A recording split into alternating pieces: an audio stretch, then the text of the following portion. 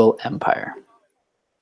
And to kickstart our lesson, we want to think about the empires we've read about in the past. So which of the three empires we've read about so far, the Muslim Empire, the Mughal Empire, and the Ottoman Empire, treated their people the most fairly? And that's, of course, based on the readings we've done. So what parts of those readings influenced your decision? When I look at the comments that people have already submitted, I see a lot of people suggesting the Ottoman Empire, because in that reading, it explicitly says that they treated their people fairly. But to be clear, all empires have ways that they are fair and unfair. So in this case, we're just trying to look for the evidence that justifies or supports our statements. Something else I've done is I combined the chunk and the chew into one activity.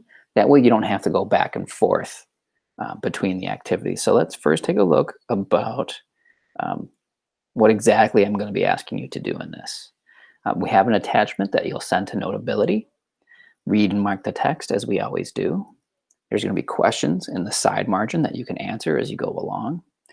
At the bottom, there's a summary of the article you can write, and then a graphic organizer where you can put a 1 to 2 sentence description for the 5 factors and how they contributed to the rise or fall of that empire. And then just so you're prepared, let's take a look at what we're going to be expected to do for the review. We want to be able to complete these sentences. The Mughal Empire was successful because Akbar was considered the best ruler of the empire because, and the Mughal Empire fell because. And then lastly, something you found interesting about the Mughal Empire is. So those are 4 things you want to be prepared to answer in the review part. Let's go back in to the chunk and chew step and start the reading. And I am going to send it so I can edit. We want to number our paragraphs, circle key terms, and then underline important information. So the first thing we're going to do is number our paragraphs, just to make sure we're all on the same page. 1, 2, 3. Oops. We'll count the quote as a 4th one.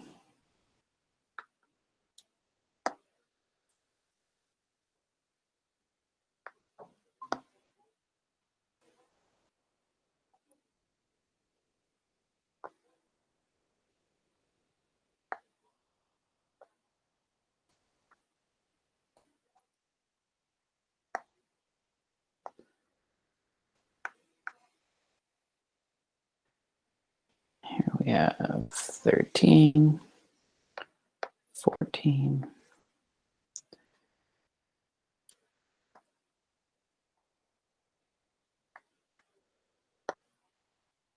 Now this way, when I ask for evidence in your answers, you can say, oh, in paragraph 16 or in paragraph 3, it says, and then you can go on to explain how it supports your answer. So we've got 17 total paragraphs.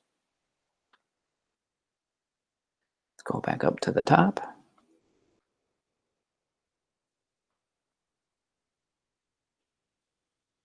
Okay, Mughal India. In the 1500s, a new empire arose in India under the Mughal dynasty. Like the Ottomans, so this is something they have in common, the Mughals are Muslim Turks with ethnic roots in Central Asia. They too built a large empire with the aid of gunpowder weapons and efficient, centralized government. Founding the empire. The founder of the Mughal dynasty was Babur, a descendant of the Mongol leaders Timur and Genghis Khan. So descendant, that means to come from someone else. So he was related to those other 2 rulers. They were his ancestors. Mughal was the Persian word for Mongol. As a young man, Babur moved south from Central Asia to conquer Afghanistan, but he had his eyes set on India. In this painting here, so now I'm going to read the right column. The painting on the left shows a mythical meeting, so made up, meeting between Timur, a 14th century Mongol ruler, and Babur, the 16th century founder of the Mughal Empire. So they lived 200 years apart. In the painting, Timur hands Babur the crown. What point might the painting be trying to make by showing one ruler handing the crown to another? So that's a question for you guys to answer in that column. For 300 years, a group of Muslim states known as the Delhi Sultanate.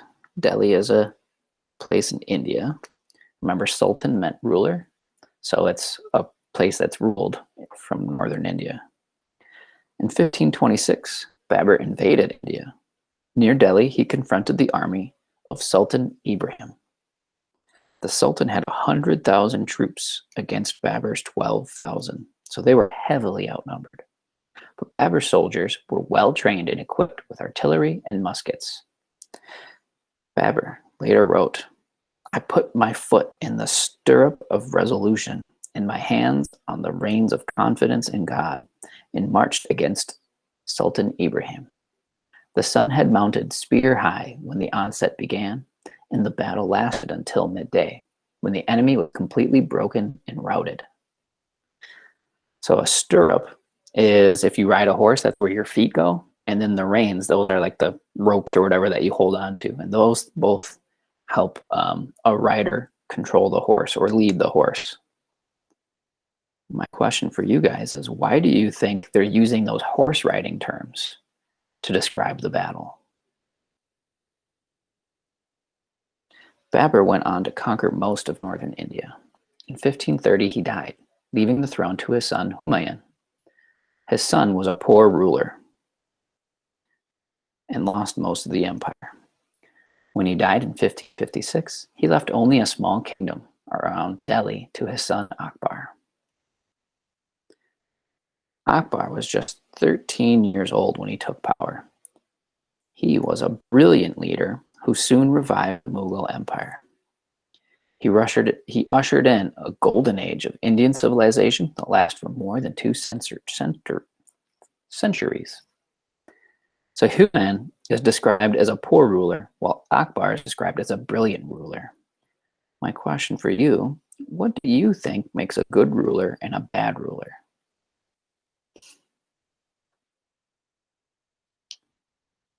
So we've got a map on the left that shows us how the empire grew over time from 1526 to 1707. So this covers the majority of the reading. You can see the darker colors are the older parts, and then it gets lighter for the newer editions. So Akbar continued to expand the empire. Over his 40-year reign, he conquered more than half the Indian subcontinent. But his greater skill was governing. He divided India into provinces and districts and established an efficient system of administration. He also reformed the tax system to reduce taxes on peasant farmers. Have you noticed that as we read about these different empires, almost every single time they mention taxes?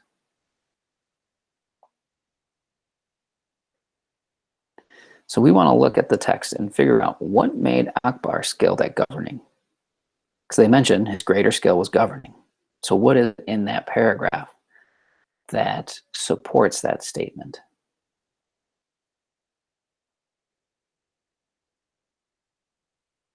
You are the love. Hi, Mr. Garofalo. Hi, Luther.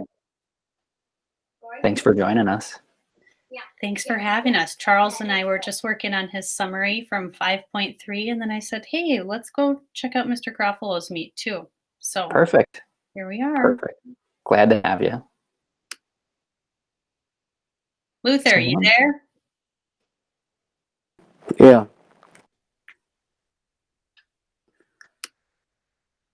My bad. That's all No, right. you're good. Just making sure. And I haven't seen you in a while, so I missed you. My fault. One thing it mentions after it states that he was skilled in governing, they talk about this efficient system of administration. And administration is just the way things are run. Then they talk about reforming the taxes to make the taxes easier on peasant farmers. Peasant means that they didn't own What land, do they you mean just reform worked on the taxes? land. You can't do that. He could, he was the ruler. Are you going to tell him that he can't do it? Yeah.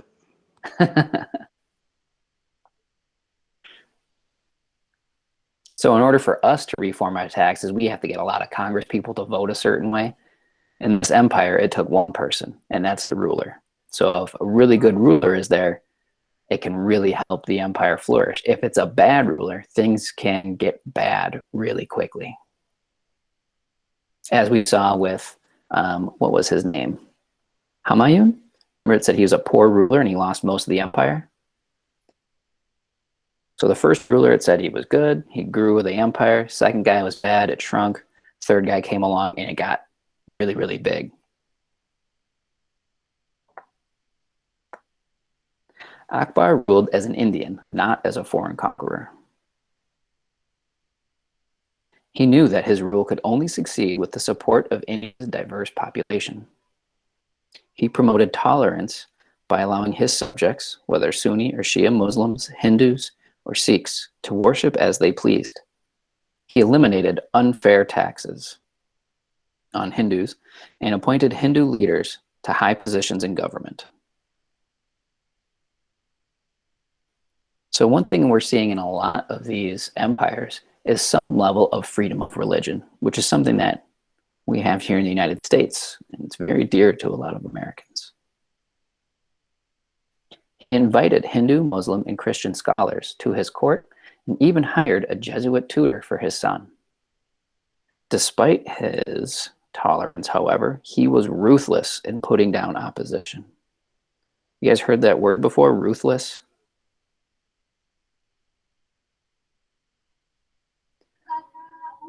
Charles, have you heard the word ruthless before? Yeah. Where have you heard it?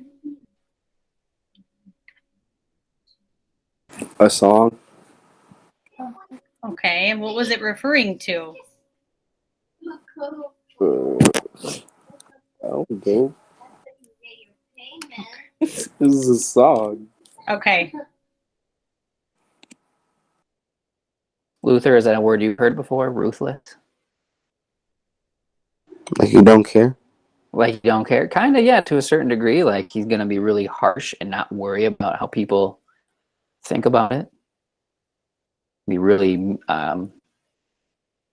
violent, not holding back, and getting rid of people who oppose him, who are against him. So here's an example of his ruthlessness. When a Hindu prince defied his authority, what does that mean, defied his authority?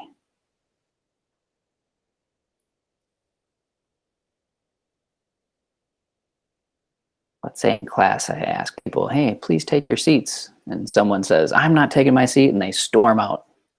That might be them defying my authority. But I don't rule ruthlessly like this guy did, so we don't have to worry about that. But when this prince defied his authority, he sacked the prince of the city and massacred its defenders. So he did not accept defiance. If anybody did something against him, he, as you can see, destroyed everything this guy cared about. That is ruthless. Moving on to art and culture, they say that it flourished under Akbar's rule. The Mughal Empire brought together cultural traditions from the Indian, Persian, and Arab worlds. Persian was the official court language. It blended with local tongues to form Hindi, the main language of modern India, and Urdu, the official language of Pakistan. Akbar valued learning and promoted the arts.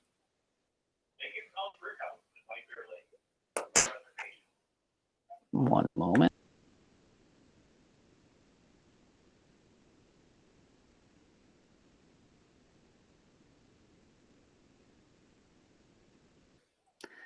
Sorry about that. Poetry and painting, particularly miniatures, so they small paintings, flourished in Mughal India. Mughal architects mixed Islamic and Indian styles to create buildings with great domes, arches, and minarets. And when we look at the picture on the right, we can see the big dome. We can see how the arches come to a point, just like in the Muslim Empire buildings. And the minarets are like the little towers on the sides. These buildings were beautifully decorated with carvings, mosaics, and other intricate designs. So we can't really see it in this picture. I wish I had pulled a picture that showed like a zoomed in picture. But you can, each little doorway would have its own little paintings and carvings and all these really decorative things. And part of that is just to show how great someone is, right? The greater their buildings they're making, the greater it makes them look too. In 1605, Akbar died, leaving behind a strong and orderly empire. Rulers that followed over the next century maintained the empire, though with less skill. So clearly, according to this reading, Akbar was the best of them. Shah Jahan ruled for 3 decades, from 1628 to 1658. He is best known for his lavish court life and the construction of the Taj Mahal. That's the Taj Mahal on the left. You might have seen pictures of it before. It's a pretty famous building out of India. What do you guys think this means, lavish? It says that he is best known for his lavish court life. Have you heard that word before?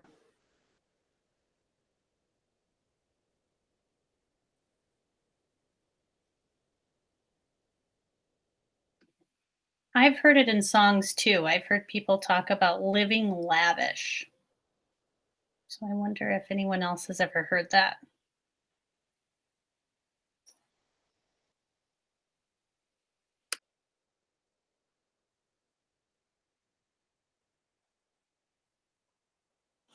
Let's see if there's any clues further down. No, we're going to move on to another ruler. So if someone who has expensive food around them all the time and really expensive clothes and everything they have is really grand and flashy and costs a lot of money and all those types of things, that is an example of a lavish life. Right? You don't spare any expenses. You got the best of everything.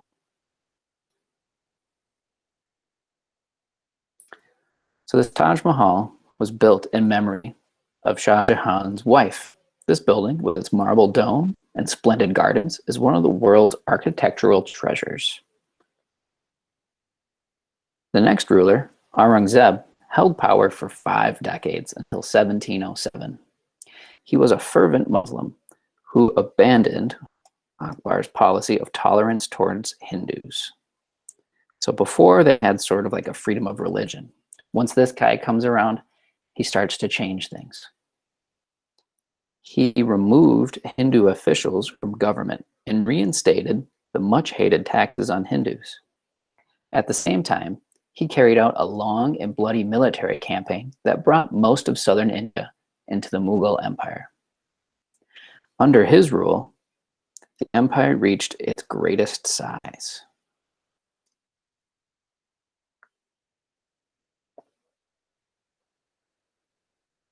The success of the Mughal rule depended on the vast wealth and resources of the Indian subcontinent.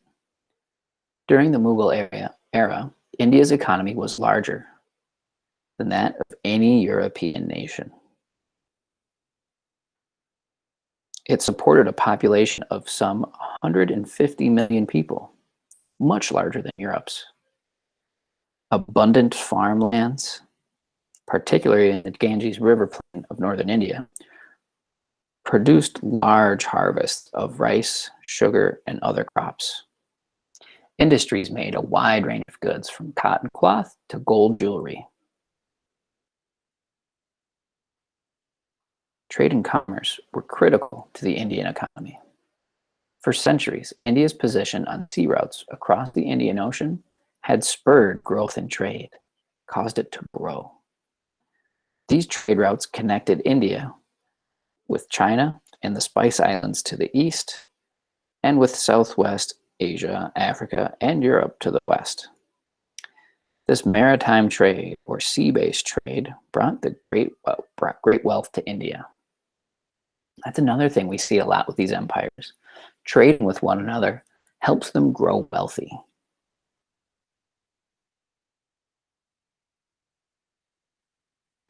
Along these trade routes, so it actually reminds me of back when Ricky Rubio was playing with the Timberwolves the first time, and he said something like, 2 points makes me happy, but an assist makes 2 people happy. It's kind of like trade. You know, if I do it on my own, I might be happy, but if we trade, then we're both happy, maybe better off. I think that's what he said. He said something like that. Mr. Garofalo? Yeah. Remember the book the other story we read? Yeah, the trade was taken by the Europeans. They made a different route. Yeah, they when we read about the Ottomans. Yeah. Yeah, the Ottomans were traders, and then once the Europeans started going around them instead of through them, it made the Ottomans lose power. Yeah, that's a really good memory you got there. Great connection to make. I like that.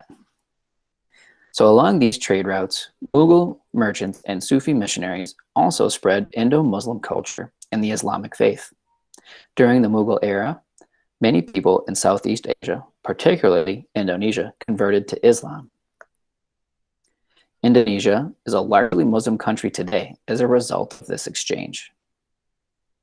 During this era, European traders also came to India, drawn by its many riches. So this is exactly what you were talking about.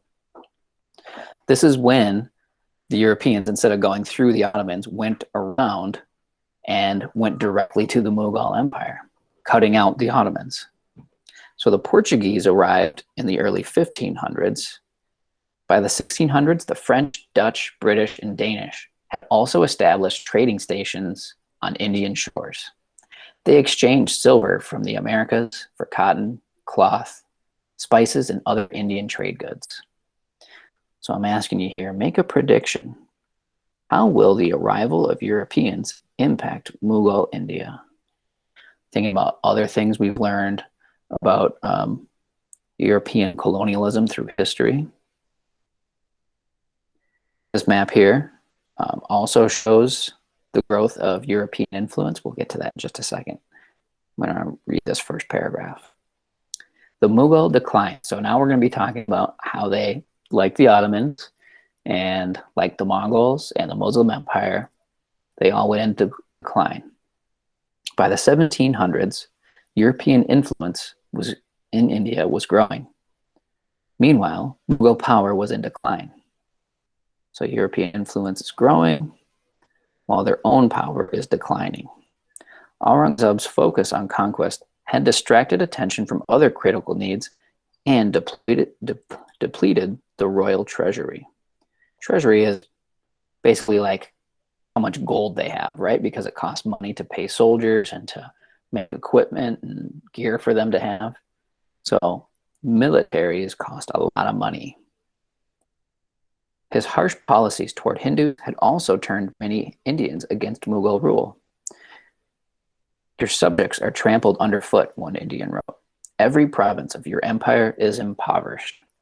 So they were saying that because of his military conquests, they were ignoring other parts, and it made everybody else become more poor. This map here shows all the different European settlements that were established during this time period. So you can see that English, French, Dutch, and Danish settlements were established all along the coast to help increase European trade, which helped Europeans and harmed the Mughal Empire.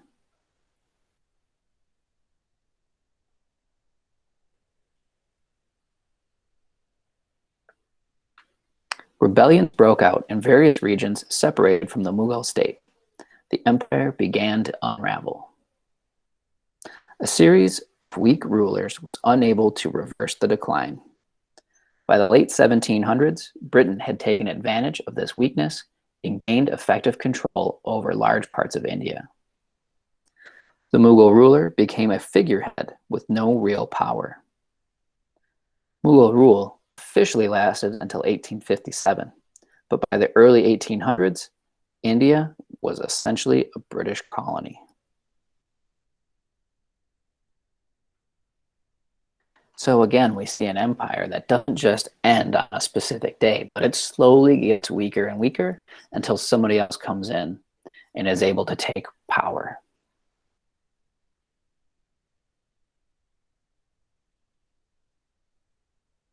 So we've got a space for you to write a summary about the article. And then let's do this last part together, the 5 factors. Okay, let's try to find something about the military, about their culture, politics, economics, and society. So what things do we know about their military? Let's go back. How did they take power again? Didn't the first ruler, it said used, let's find that spot.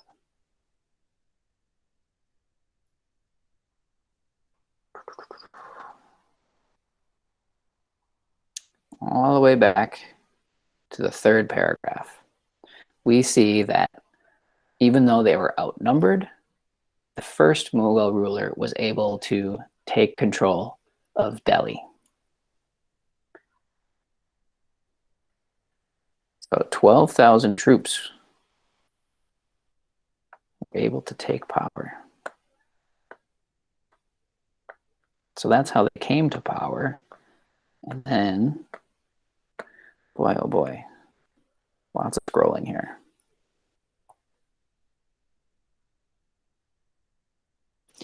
You know what? I'm going to do text instead.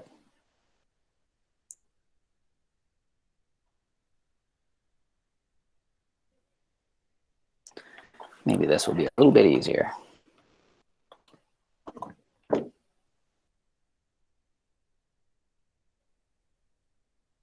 So Babur led 12,000 troops. And how many did the other group have?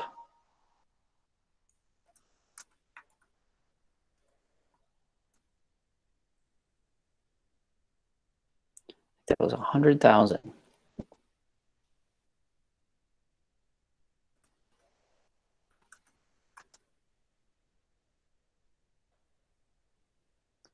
All right, but it's not all fun and games. How did military also eventually lead to their downfall?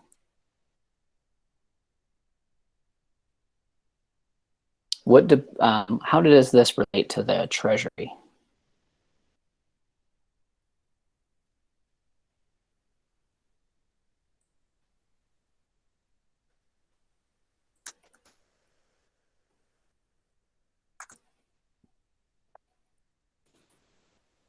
Remember it said, I think it was Aurangzeb focused on the military, and then something happened with their treasury. Does anybody remember what that was?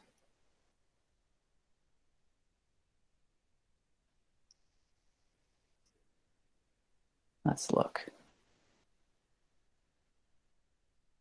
Here it mentions the treasury. Conquest, so we're looking at paragraph 16, just below the map. Conquest distracted attention from other needs and depleted the royal treasury, so they had no money to do anything else.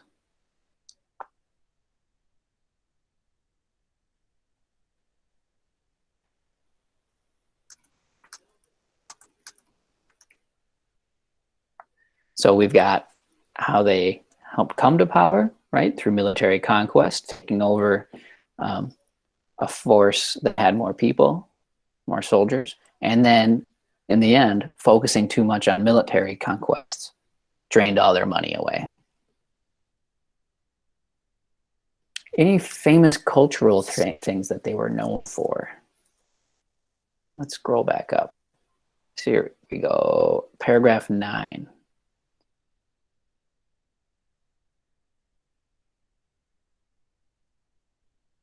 What could we say about this section here? Anything stand out?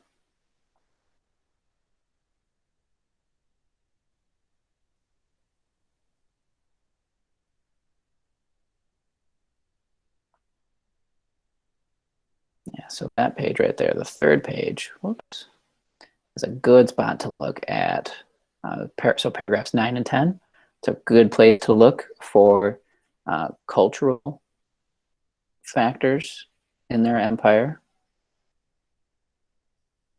political, so the way they were ruled. Where can we find stuff about that? We have the founding of the empire. And let's see, where did it mention somebody who was a really good ruler? I think that was Akbar. So political, we're thinking of governing. So paragraph 7 there, it mentions his skill at governing. So that's something that we could put for political factors that helped establish the empire. What about political things that caused their decline? In the end, so in paragraph 17, it says the ruler became a figurehead with no real power. So we've got, at the end, the ruler doesn't actually have any real power. And at the beginning, a wise ruler who established an efficient empire. Economics. Where did they talk about economics? Let's find some stuff. I remember they said Akbar redid the taxes. And Luther, you objected to that. He said they better not change taxes. Then here we go. Here's the whole section on trade and interaction. So paragraph 13 and 14 would be really good places to find answers for economics. Remember how they focused on trade, maritime trade especially, so like through ships in the ocean. And at their downfall, somebody else came in and kind of took over trade in the area from them. And that would be the Europeans. So those are two things you could put in there. And social. So how do people get along with one another? That's something where when they talked about religious tolerance for some rulers, and then others came in and they were like, nope, no more religious tolerance. We are going to favor one group. So those are some examples of things you could put in there. All right, does anybody have any questions about anything with the Mughal Empire? Or anything that I'm asking you to do in this assignment? And again, in this case, we're combining the chunk of the reading with the chew, which is this graphic organizer and all those questions and everything. So rather than having to jump around to different places in Schoology and back and forth, it's all in here. You still have to scroll up and down, but it's at least in the same place. So when that's done, you can simply submit it to Schoology and then move on to the review. Remember the review being those 4 sentences that I'm asking you to finish. 1, the Mughal Empire was successful because. So in your eyes, what made them successful? Right? Maybe you were really into arts and culture and you think that their architecture was a really big sign of success, or maybe it's their trade or their conquest. There's lots of things that you could justify or use to explain why they're successful. A lot of the article talked about Akbar and how he was such a great ruler. What we're looking for in this question is why did they consider him so great? In the 3rd sentence, I'm asking you to give a reason for why they fell. So it says the Mughal Empire fell because, again, there's those 5 factors. You could choose any one of them. Or if you wanted to go above and beyond, you could try to explain multiple factors. And then the last one is just anything in particular that stood out to you. It could be something not related to the 5 factors at all. Maybe you like their names, or maybe really anything that you found interesting yourself. And that's it. That's it for the Mughal Empire. So far, we've looked at 4 empires: the Muslim Empire, the Mongol Empire, the Ottomans, now the Mughal Indian Empire. We still have China, Japan, and Russia. And that will take us to the end of the semester. And then we will have an assessment, a review and an assessment. All right. So if anybody has any questions, feel free to ask. Otherwise, I look forward to seeing your work. Thanks for joining. Mr. Garofalo, Yeah. what were the Ottomans successful for? The Ottoman. The Ottomans, what made them successful? I think of all the empires we've read about so far, they were the longest lasting. Remember, they existed all the way up until the 1900s, 1920 something, I think it was. 9, I think. Yeah, well, let's take a look. I mean, might as well, right? Yeah. I do remember when we looked at the reading, there was actually a photograph of one of their rulers. And when we've looked at all the others, we've yet to see an actual photograph, right? It's been all paintings. That's how old a lot of those empires were. But these Ottomans, we've got a photograph, 1922, of their last emperor. So that's how long they were around for. That says a lot. If an empire exists long enough, let's see, they started in the early 1300s and lasted till so they lasted for 600 years. That's a really long time. That is a really long time. Yeah. So that in itself could be a sign of success, right? All empires have military conquests, so that's always something you could bring up. All have trading networks that make them wealthy. Those are other signs of success. But I think, at least in my opinion, the fact that they lasted that long is a really big sign of success. All right. Any other thoughts or questions?